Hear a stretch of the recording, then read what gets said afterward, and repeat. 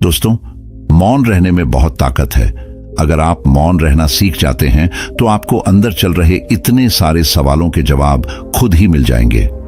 हम ज्यादा समय अपने मन से ही बात करते हैं और मन हमें ऐसे ऐसे सपने दिखाता है जो सच में सिर्फ सपने ही हैं, लेकिन हमें लगता है कि ये सब सच है। जिसकी वजह है मन हमें हमेशा अपने हिसाब से चलाता रहता है और हमें लगता है कि मन ही सब कुछ है और जो भी मन कह रहा है वही सब ठीक है, बाकी सब बेकार है। बोधि धर्म और चीनी सम्राट वू के साथ उनकी मुलाकात की कहानी है। एक बहुत ही अजीब मुलाकात, बहुत फलदायी। सम्राट वू शायद उस समय दुनिया के सबसे महान सम्राट थे।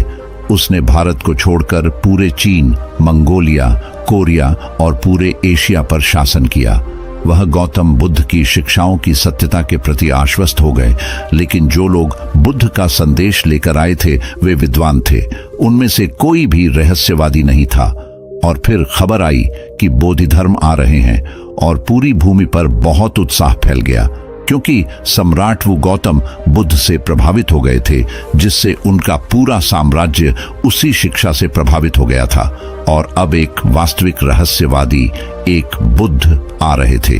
यह कितना बड़ा आनंद था। सम्राट वो पहले कभी किसी की अगवानी के लिए उन सीमाओं पर नहीं आए थे जहां भारत और चीन मिलते हैं। बड़े सम्मान के साथ उन्होंने बोधि धर्म का स्वागत किया और उन्होंने पूछा, मैं आने वाले सभी भिक्षुओं और विद्वानों से पूछ रहा हूं, लेकिन किसी ने कोई मदद नहीं की। मैंने हर चीज की कोशिश की है, लेकिन इस मैं से छुटकारा कैसे पाया जाए? और बुद्ध कहते हैं, जब तक तुम शून्य नहीं हो जाते तुम्हारा दुख समाप्त नहीं हो सकता। वह ईमानदार था। बोधि धर्म ने उसकी आंखों में देखा और उसने कहा, मैं मंदिर में पहाड़ के पास नदी के किनारे रहूंगा। कल सुबह ठीक 4 बजे तुम आ जाना और मैं इस आत्म को हमेशा के लिए खत्म कर दूंगा। लेकिन याद रखें, आपको अपने साथ कोई हथियार, कोई गार्ड नहीं लाना है। तुम्हें अकेले ही आना होगा। वो थोड़ा चिंतित था। वह आदमी अजीब था। वह इतनी जल्दी मैं को कैसे नष्ट कर सकता है? इसके लिए विद्वानों द्वारा बताया गया है, ध्यान के जीवन की आवश्यकता होती है, तब स्व मिट जाता है। यह आदमी अजीब है और वह मुझे अंधेरे में सुबह 4 बजे अकेले, बिना तलवार के, बिना किसी पहरेदार के, बिना किसी साथी के चाहता है।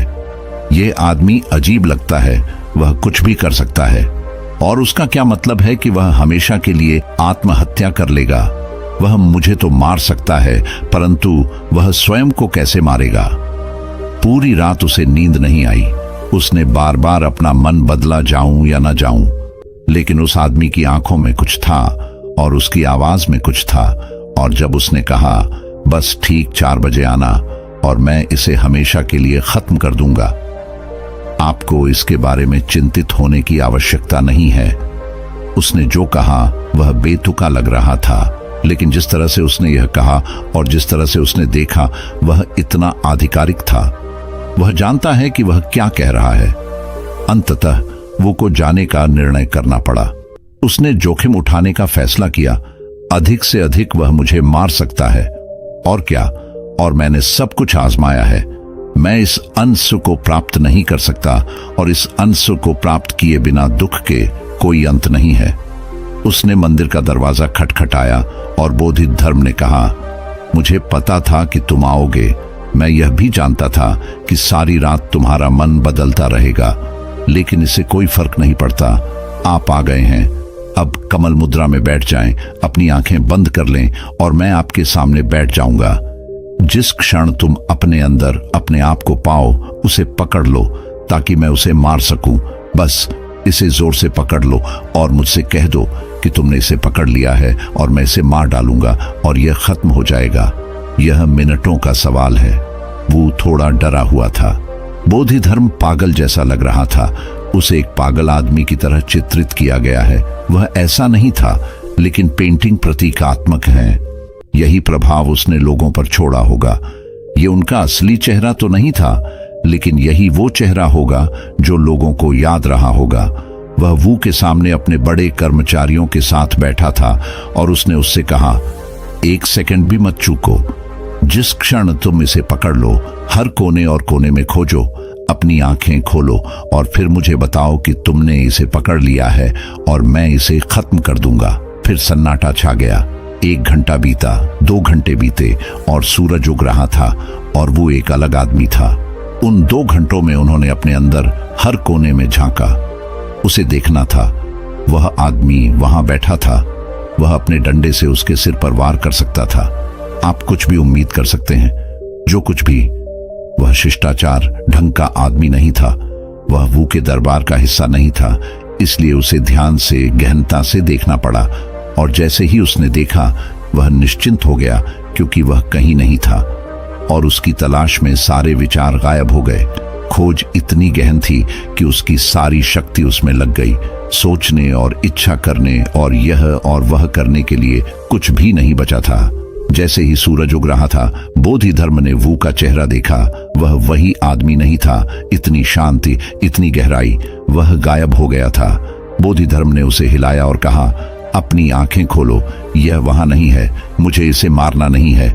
मैं एक अहिंसक आदमी हूं। मैं कुछ भी नहीं मारता। लेकिन यह स्व अस्तित्व में नहीं है, क्योंकि आप इसे कभी नहीं देखते। यह विद्यमान रहता है। यह आपके ना खोजने में, आपकी अनभिज्ञता में है कि इसका अस्तित्व है। अब यह चला गया है। 2 घंटे बीत चुके थे और वो बेहद खुश था। ऐसी मिठास, ऐसी ताजगी, ऐसा नयापन, ऐसा सौंदर्य उसने कभी ना चखा था। और वह नहीं था। बोधि धर्म ने अपना वादा पूरा किया था। सम्राट वो झुके, उनके पैर छुए और कहा, कृपया मुझे यह सोचकर माफ कर दीजिए कि आप पागल हैं। यह सोचकर कि आप शिष्टाचार नहीं जानते। यह सोचकर कि आप अजीब हैं। यह सोचकर कि आप खतरनाक हो सकते हैं। मैंने आपसे अधिक दयालु व्यक्ति कभी नहीं देखा। मैं पूरी तरह संतुष्ट हूं। अब मेरे अंदर कोई सवाल नहीं है। सम्राट वू ने कहा कि जब उनकी मृत्यु हो तो उनकी कब्र पर, स्मारक पर बोधि धर्म के कथन को सोने में उकेरा जाना चाहिए, ताकि सदियों तक लोगों को पता चले। एक आदमी था जो पागल दिखता था, लेकिन जो चमत्कार करने में सक्षम था। बिना कुछ किए उन्होंने मुझे गैर स्वयं बनने में मदद की और तब से सब कुछ बदल गया है। सब कुछ वही है, लेकिन मैं वही नहीं हूं और जीवन सिर्फ मौन का एक शुद्ध गीत बन गया है।